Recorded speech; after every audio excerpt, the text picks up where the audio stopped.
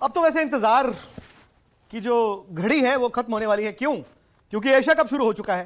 अच्छा, पाकिस्तान की टीम भी कल रात जीत के कैंडी पहुंच चुकी है, भारत की टीम ऑलरेडी पहुंच चुकी है। समय साल के लेकिन नाते अभी तक जो हमने देखा, एक तो कल मुकाबला देखा, पाकिस्तान ने बड़ी जबरदस्त क्रिकेट खेली। आप भूल गए कि नेपाल था। बाबर आजम, विराट, रोहित, जब ये किसी टूर्नामेंट का आगाज 100-150 के साथ करेंगे तो ऑब्वियसली उनका वो मोमेंटम, रिदम, वो कॉन्फिडेंस भी रहता है, टीम का भी रहता है। इफ्तिकार ने नीचे आके 100 बनाया एंड पाकिस्तानी बॉलिंग जो उनसे उम्मीद थी उन्होंने आके किया। पाकिस्तान एक मैच एशिया कप में जीत के जा रहे हैं, प्लस वो श्रीलंका में 3 मैच अभी अफगानिस्तान से हफ्ता पहले खेले थे। उनको इसका कितना बड़ा एडवांटेज है? देखिए, मैं आपको एक और चीज बताया मैंने। फैंस मुझे मिले जो फ्लाइट में हमारे साथ थे, जो क्रिकेट के मतलब जो जिनको क्रिकेट का कीड़ा होता है ना, उस तरह के फैंस मुझे फ्लाइट में मिले। मैं आपको, और फिर मुझे श्रीलंका के कुछ क्रिकेट फैंस जो है वो एयरपोर्ट पे मिले। मैं आपको उन दोनों के बारे में बताऊंगा, और क्योंकि आपने पाकिस्तान का सवाल पूछा तो उसी के से जुड़ा बताऊंगा। इंडियन फैंस मुझे 4-5 1-2 फ्लाइट्स में भी मेरे आसपास ही बैठे थे, तो पूरे फ्लाइट की जर्नी में यही बातें होती रही। ज्यादातर भारतीय फैंस ने कहा, यार इस बार पाकिस्तान की टीम है ना वो अच्छी नजर आ रही है। हमने भी वो मुकाबला देखा नेपाल के खिलाफ, उससे पहले अफगानिस्तान वाले मैचेस भी देखे। यार अब पाकिस्तान की टीम अच्छी नजर आ रही है।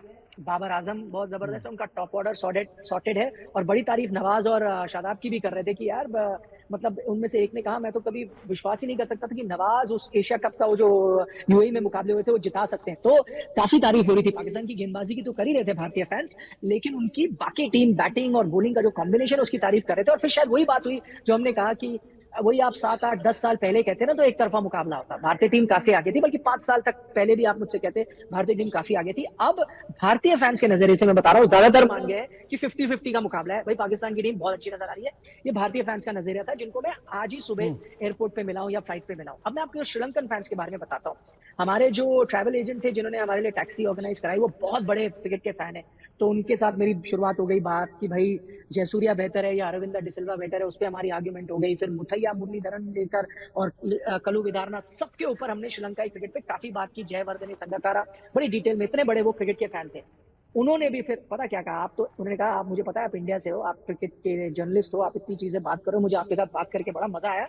लेकिन मैं आपको एक चीज कहूंगा, शायद आपको पसंद आए, वो ये है कि यार पाकिस्तान की टीम मुझे बेहतर लग रही है। और वो कह रहे हैं मुझे पाकिस्तान की टीम इसलिए भी अच्छी लग रही है फिलहाल, एक तो अच्छा खेल रहे हैं, उन्होंने कहा निजी कारण ये है कि यार हमारे क्रिकेट को ना काफी मदद भी कर रहा है पाकिस्तान की टीम।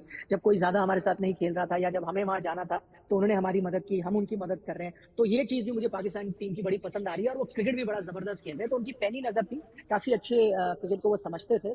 तो ये एक न्यूट्रल पर्सपेक्टिव में आपको दे रहा हूँ एक श्रीलंकाई फैन का। तो ज्यादातर जो एक जनरल जो एक सेंटिमेंट है, चाहे वो भारतीय फैंस का हो या श्रीलंकाई फैंस का, सब कह रहे हैं इस बार काटेगी टक्कर है। और मुझे जो एहसास हो रहा है, ऐसा किसी ने कहा, मुझे जो एहसास हो रहा है उनकी बातें सुन के, कहीं ना कहीं लग रहा है कहीं 19 तो नहीं है, इस तरह की बातें हो रही नहीं, आप देखिए, आज भी मैं कंडीशंस देख रहा हूँ स्पिनर्स और उनका देखिए, पाकिस्तान का बैलेंस्ड बॉलिंग अटैक तो है। ये 3 out and out fast bowler खिलाते हैं, वो नवाज खेलेंगे और शादाब खेलेंगे। मुझे लग रहा है इंडिया शायद इन कंडीशंस को देख के 3 स्पिनर्स कंसीडर करेगा, एक जडेजा, एक अक्षर पटेल, एक कुलदीप यादव और 2 फास्ट बॉलर्स। आपको लगता है यही होगा?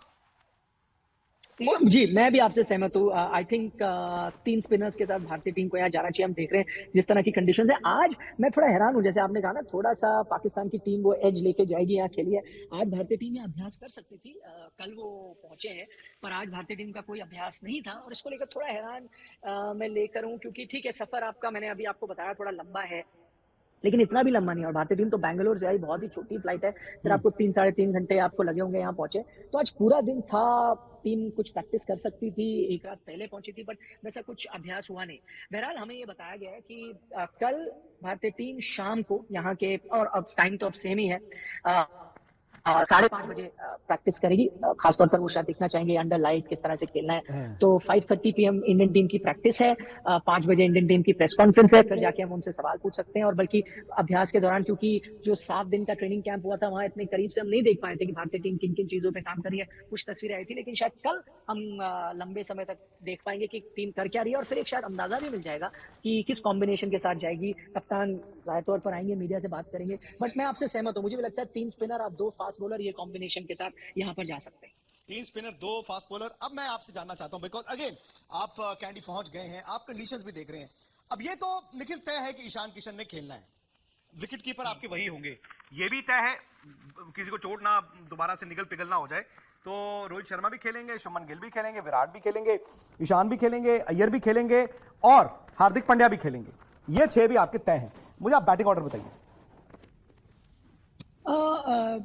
पूरे में सवाल आपका समझ नहीं पाया क्योंकि थोड़ा सा आवाज क्लियर नहीं थी, बट मुझे अंदाजा हो गया शायद आप ईशान किशन के बारे में कह रहे थे कि क्या वो बैटिंग खेलेंगे या ऑर्डर नहीं खेलेंगे और कहां पर खेलेंगे। यही शायद सवाल था। देखिए, मुझे लगता है कि आपको अब और कोई चांस नहीं है, बल्कि ईशान को आपको मिडिल ऑर्डर में खिलाना पड़ेगा। उसके पीछे 2-3 कारण मैं आपको फटाफट बता देता हूँ।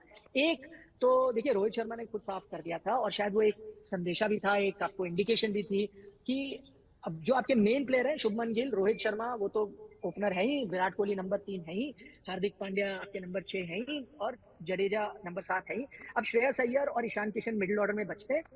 मैं तो ये कहता हूँ आप ईशान किशन को वहां खिलाए, 4 नंबर पे खिलाए और श्रेयस अय्यर को 5 पे खिलाए। 2 चीजें उसके पीछे। लोग कहेंगे भाई अब श्रेयस 4 के बैट्समैन है तो आप उनको अब चांस मिल रहा है तो उनको तो 4 पे खेलते रहने दीजिए ना, और ईशान को अगर आपको शफल करना है आप शफल करें। मुझे लगता है कि ईशान टॉप ऑर्डर बैट्समैन है और नंबर 4 तक टॉप ऑर्डर को मैं मान लेता हूं, इतना फर्क नहीं पड़ता। नंबर 4 पर वो ओडीआई क्रिकेट भी खेले, भारत के लिए भी खेले, आईपीएल भी खेले, तो नंबर 4 ऐसा नहीं हुआ। बल्कि मैं देख रहा था 6 बार वो 6 ओडीआई 17 में से 6 बार ओडीआई में नंबर 4 पर खेल चुके हैं, तो इतना भी कोई अनयूजुअल जगह नहीं है कि पहली बार वो जा रहे होंगे। आप उनको 4 पे खिलाएं। श्रेयस का जहां तक सवाल है, हो सकता है कि भाई अगर केएल राहुल आए आगे चलकर आप वर्ल्ड कप दिख रहे हैं तो उन्हें 4 पे खेलना हो, पर 4 पे खेलना 5 खेलने एक पोजीशन से कोई इतना बड़ा वो तूफानी आएगा और आपका रोल इतना बदलता नहीं। ओपनर और नंबर 5 का रोल बहुत अलग अलग होता है, बिल्कुल अलग तरीके से आपने खेला। 4-5 तो आप सिचुएशन के मुताबिक आपको कभी भी खेलना पड़ सकता है और आप उसके आदी हैं। तो आप श्रेयस को 5 पे खिलाएं, ईशान को 4 पे खिलाएं, दोनों इसमें कंफर्टेबल भी रहेंगे, इतना आप चेंज भी नहीं कर रहे हैं उनकी पोजीशन।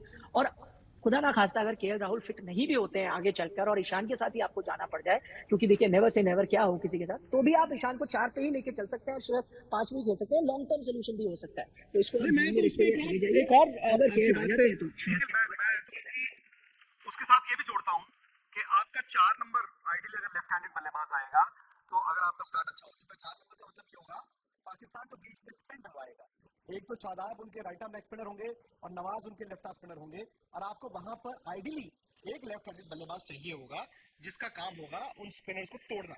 अगर राइट हैंडेड बल्लेबाज उन दोनों को फंस जाएंगे तो भाई रनों में भी दिक्कत आ सकती है, ये भी हो सकता है। बट जो भी है, बहरहाल निखिल पहुंच गए हैं श्रीलंका, वो इस वक्त कैंडी में है। उन्होंने बताया कि परसों की फोरकास्ट है, आज बरसात हो रही थी बट मैच हो रहा है, so fingers crossed, you never know. Bharat ने आज अभ्यास नहीं किया, वो तो खैर आप जानते ही हैं।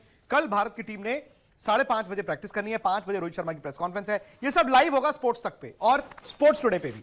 प्लस निखिल वहां पहुंच ही गए हैं, तो निक वहां पे है, विक भी वहां पे पहुंचने वाले हैं, तो बस आप प्लीज आप वहीं रहेंगे या आप कहीं जा रहे हैं? अरे यार मैं अब क्या बोलूं, मतलब मैं इंतजार कर रहा हूं वीजा का, पाकिस्तान के वीजा। मतलब वहां से मुझे इतने लोग कह रहे हैं विक्रांत भाई कहां रह गए।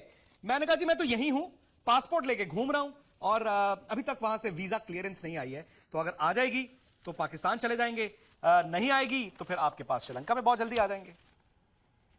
ठीक है, इधर वे विन विन सिचुएशन है। आप पाकिस्तान चले जाए, बस आप मोर्चा संभाल के रखें और आप भारत की टीम को भी कहें कि ये 2.5 महीने का जो कैंपेन है, 140 करोड़ लोग, उनकी उम्मीदें हैं और उम्मीदों का बोझ ना लेके चले टीम, उम्मीदों का बोझ ना लेकर चले, क्योंकि मैं जानता हूं कि आज की तारीख में जो इतना दबाव खिलाड़ियों पर, हार नहीं होनी चाहिए, वो फियर ऑफ फेलियर भी करा सकती है। तो अब आप अगर खिलाड़ियों को कल मिलेंगे, आप उनको कहिए हम उनके साथ हैं, दबाव नहीं, हम हौसला अफजाई उनकी करेंगे।